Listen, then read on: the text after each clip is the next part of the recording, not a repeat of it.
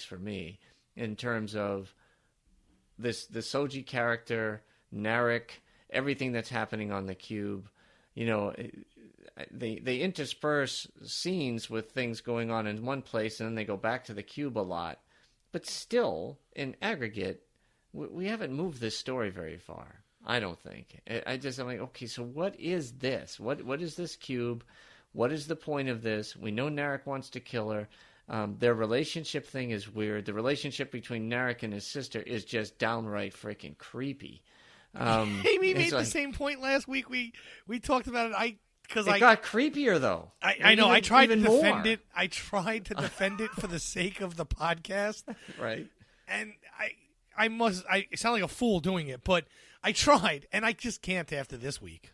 Well, the part of it I agree with you on is there was a lot of drama.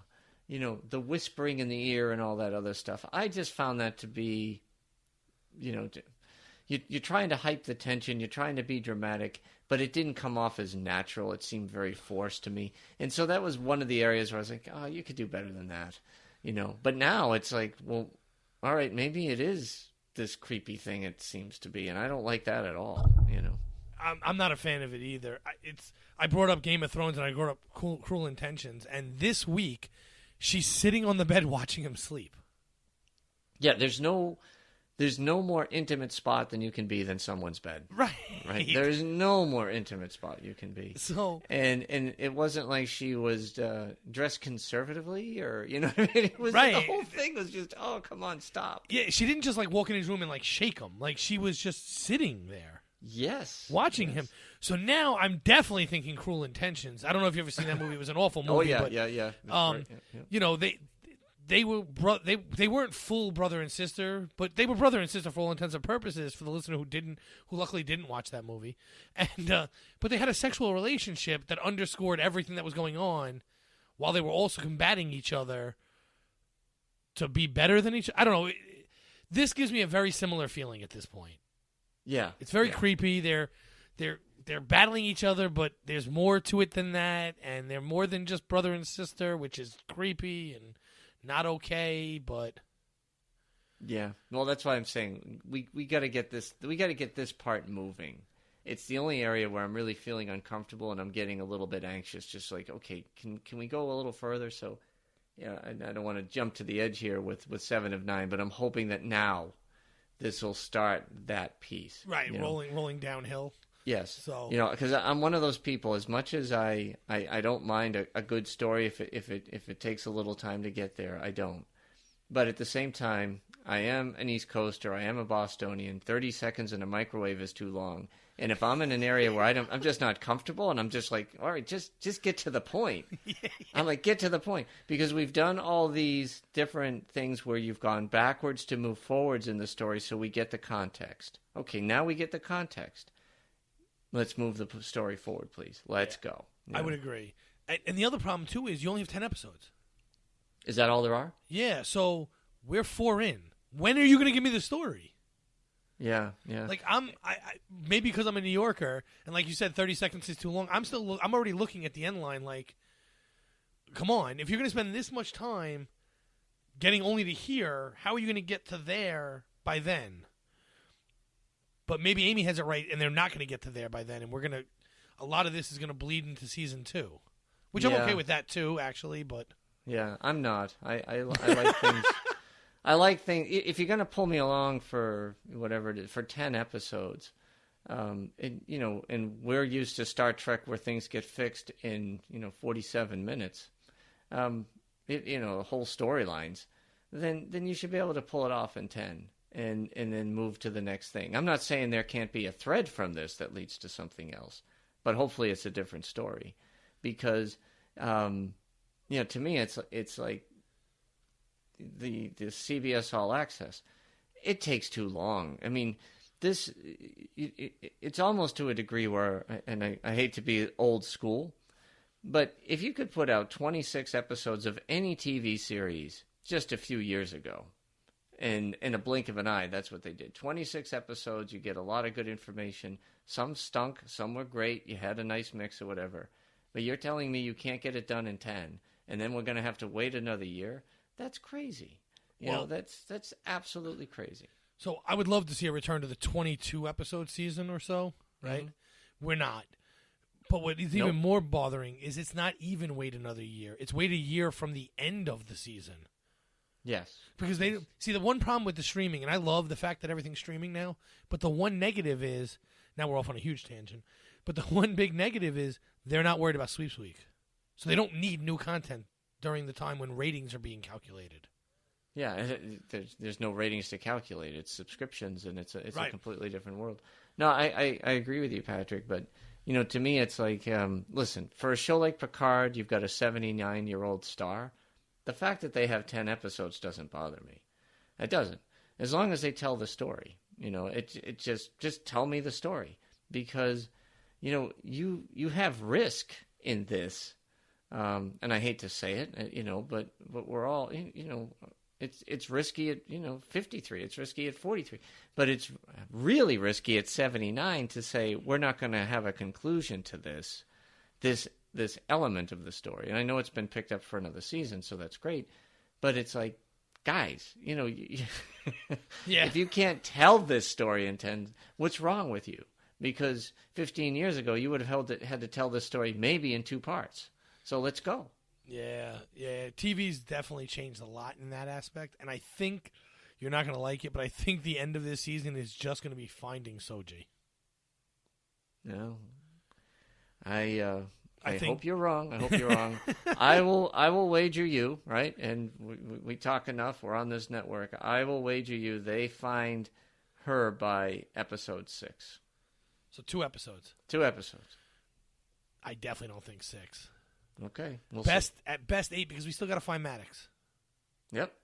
So you think we're going to find Maddox next episode and Soji the episode after? Mm-hmm. Physically find her or just know where she is? Oh, you got me there. I'll say physically I'll go all in. Oh, wow. Because they got to get her from a Borg cube then. So that's... it doesn't mean they rescue her. That just means they get there. That's all. Okay. No, okay, true. But, all right, so you're saying they'll have a face-to-face with her. Yeah. She might leave the Borg cube. Something weird might happen, but okay. You know. Interesting. It's a pure guess. We'll have to have you back on in episode 6. Well, you can just call me out if I'm wrong. It's fine. But this plays into. I know you said you didn't listen to the latest episode that we dropped because that was today. Mm-hmm. No, that was Thursday. Yesterday. Yeah, yesterday. But it doesn't matter if you're wrong because we talk about it in that episode that the stakes are so low in disagreeing with a TV show. Nothing's world changing if we're wrong, so it's fine to be wrong. Oh, absolutely! This is what makes it fun. It's just fun. So yeah, that's all it is. Yeah. When they find him in 6, I'll come on here and say I'm dumb, and it'll be okay. There was I did a Discovering Trek 2 or 3 episodes in with Bill and Dan, and you know they asked me my predictions. I mean, I was so far off; it was ridiculous. I mean, I was like completely. I do that all the time, and one of the kickers with me is I go out of my way not to see spoilers. So there were times I predicted things to happen that were clearly never going to happen because they told us otherwise. Okay. But I didn't see them tell us otherwise. You know what I mean? Like with Discovery going to the Mirror Universe, I was like, "There's no way they're going to the Mirror Universe." Meanwhile, I didn't know Jonathan Frakes told everyone that already. Oh, I see. Yeah. So, like, people are like, you don't know what you're talking about. I'm like, you're right. I don't have a clue, but I have to say something here. So, right. So yeah, I'm wrong more often than not, but whatever. So it's all in fun. That's right. That's right. So going back to Soji and her stupid boyfriend. Yes. That's how he shall be named from now on.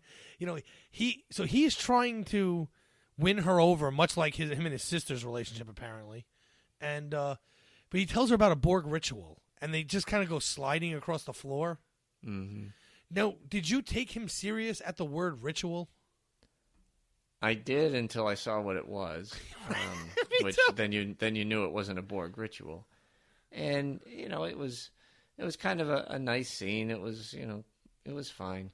The thing is, though, I just can't stand him. I can't stand the character. Nobody can. It's just something about manipulating women.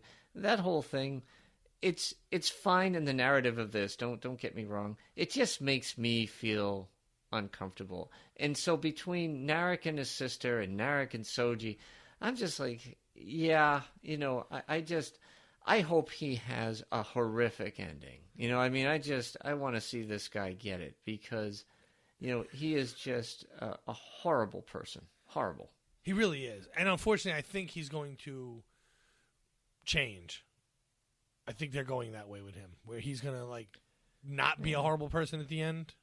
I could see that, but he is. And in the writers and everything, the way they've set this person up, there's just certain things that just aren't redeemable, right? Well, that's where I was kind of going with this. I don't want him to be okay at the end. Yeah. I don't want to feel sorry when he eventually dies. I just want him to die. Yes, slowly, right? With their version of a spoon, something crazy, right? Exactly, something crazy, yes. And so, but I fear they're going to try and make us feel bad for him when he dies, and I don't want that at all. I just want to be like, good, thank you. But we'll see, I guess. Unfortunately, yeah, it was a ritual right up until they were sliding across like they were on ice skates. I wanted to see it be a ritual, though. I wanted to learn that the Borg did have this mythos already in place that we just never knew about. Yeah. No, it would have been nice, but, it was this goofy thing, and then it goes downhill, and then she gets mad, and she's lying, and then, well, I've got access to the secret database. Again, more manipulation, and I just go, oh. And that's what bad people do, and that's what spies do, and he's doing it all right, and I'm like, yep, just one more reason to say, yeah, I just want to disruptor fire on every single toe now. So to use, I bring in wrestling terms once in a while in this podcast, but to use a wrestling term, what he's doing is he's getting cheap heat, right? So it's a very easy way of getting people to just hate you. It's like the wrestler would come in and push the grandmother over or rip up the kid's sign or whatever. That's kind of who he is at this point. And much like in the old days of wrestling, you just want to see that guy bleed and get hurt and leave the ring on a stretcher. So he fits all the boxes for that. So he's doing a great job at it. He's doing a great job at what his job is. Yep. I just want to see him go already. Mm-hmm. Yeah, and I didn't feel that way a week ago. But the more I see of him, the more I just want to see him go. I completely agree. So, and like you said, he did. He used the data file. I still don't even understand why she was so mad at him. I think she feels like she's being strung along. And, when there's a sense of intimacy and all this other stuff and trust and binding, it's like, how much do you want to commit to somebody that's being, that's playing games with you? And I hate that victim syndrome, where somebody keeps going back to a bad person, even though they know in their gut they're a bad person. Right. You see it all the time. And this is part of why it's just like this whole dynamic to me just makes me uncomfortable. It's brilliant, but I can't stand it. Right. Well, which is what it's designed to do. So absolutely. It's definitely working. It's working. Yeah. On the complete flip side of this, what we see is a relationship that's now forming between Picard and Elnor. Yeah. Right. And how that was a good relationship that went bad and is now becoming good again. And Elnor. I don't know why I keep messing that up. That's Elnor. Okay. Is actually a really good person, and he kind of feels like he was strung along years ago, but wasn't. I mean, it's just the circumstances didn't lend themselves to him being helped. But now, so he wasn't going to bind his blade. Which I'm trying to get to the binding of the blade here is what I'm doing, listener. So he wasn't going to help Picard until Picard was being attacked, and then he couldn't help himself but help Picard. Well, I didn't take it that way. I felt he went off and came to his senses and decided to join his quest and found him at the same time all that was going down. So I didn't think it was so much that Picard was in danger. I just think the timing of him showing up to say, I'm going to join your quest, helped him out immensely. That was my thought. Maybe. Could be right, but I think because we find out at the very last scene, or close to the last scene, yep. He says, basically that it has to be a death mission, right? It has to be all hope is lost in the mission. That's the only time they'll join in. And so I felt like, they call it a lost cause. That's the wording they use.